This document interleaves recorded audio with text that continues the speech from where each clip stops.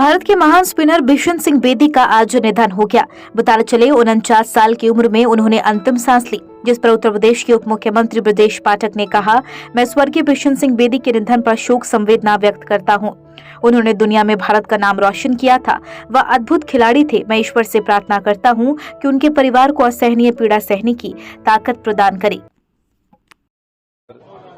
शोक संवेदना अर्पित करता हूं। उन्होंने दुनिया में भारत का नाम रोशन किया और अद्भुत प्रतिभावान खिलाड़ी थे वो।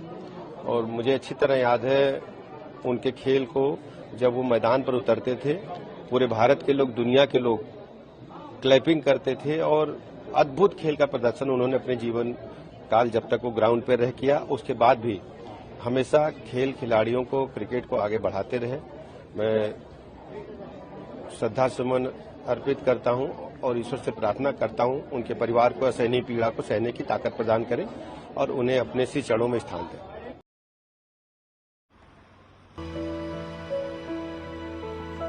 राष्ट्रीय राजधानी दिल्ली में एयर क्वालिटी इंडेक्स बहुत ही खराब स्तर पर रहा। दिल्ली में AQ स्तर पर IMD वैज्ञानिक VK सोनी ने कहा कि कल यह बहुत खराब श्रेणी में पहुंच गया, जो 313 पर था। लेकिन इस बार ग्रेडेड रिस्पांस एक्शन प्लान यानी कि ग्रैप के दूसरे चरण को बहुत पहले लागू कर दिया गया था। इस कारण वायु गुणवत्ता में कुछ सुधार हो सकता है।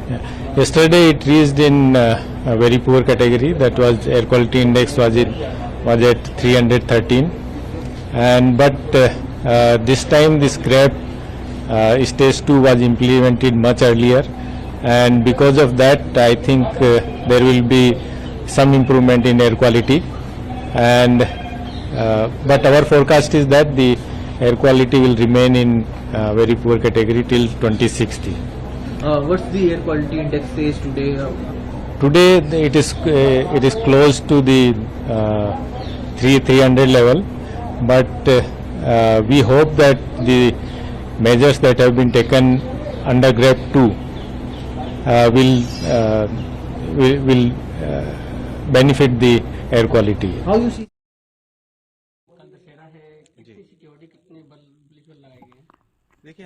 दशहरा की सुरक्षा तैयारियों पर DCP उत्तर पूर्व जॉय टिर्की ने कहा, जिले में लगभग 1000 पुलिसकर्मियों और अतिरिक्त बल तैनात किए गए हैं। रावण के पुतले जलाने के लिए अग्नि सुरक्षा, यातायात आंदोलन और जनता की आवाजाही की विस्तृत व्यवस्था की गई है। कल हमारी टीम ने 100 किलो से अधिक पटाखे जब्त किए हैं।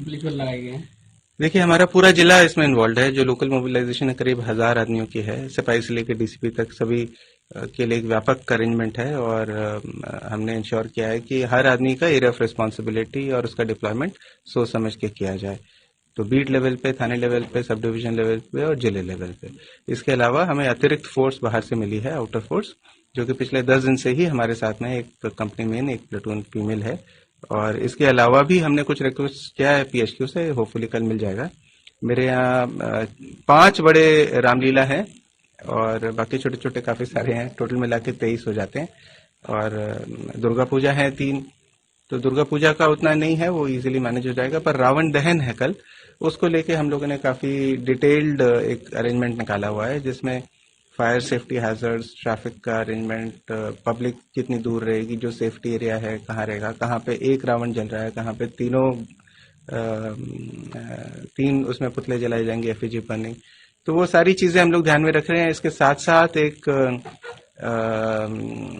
पटाखे भी बैंड हैं, तो उसका भी हमें साथ में ध्यान रखना है। उसके लिए कल हमारी टीम ने एक बहुत 100 किलो से ज्यादा पटाखे पकड़े भी हैं।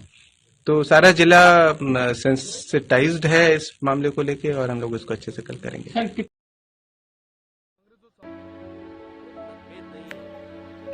कांग्रेस और सपा के बीच कथित मतभेद पर समाजवादी पार्टी के प्रमुख अखिलेश यादव ने कहा, कोई मतभेद नहीं है उनके, यानी कि कांग्रेस सोचने का तरीका कुछ और है और हमारे सोचने का कुछ और है। हम कहेंगे कि हरिद्वार में हमारी पार्टी का सांसद रहा, हम यहाँ पर संगठन बनाएंगे और अपनी पार्टी बनाएंगे। कोई मतभेद नहीं है, उनके सोचने का तरीका कुछ और है, हमारे सोचने का तरीका और है। हम ये कहेंगे हरिद्वार में हमारी पार्टी का सांसद रहा, हम यहाँ पर संगठन बनाएंगे, हमारी पार्टी बनाएंगे। क्या इससे किसी की नाराजगी हो सकती है? तमिलनाडु के मेडक्कम में एक बिजली के गोदाम में आग लग गई। मौके पर दमकल कर्मी मौजूद रहे। आग बुझाने की कोशिश लगातार की जा रही है। किसी के हताहत होने की कोई सूचना अभी तक नहीं मिली है।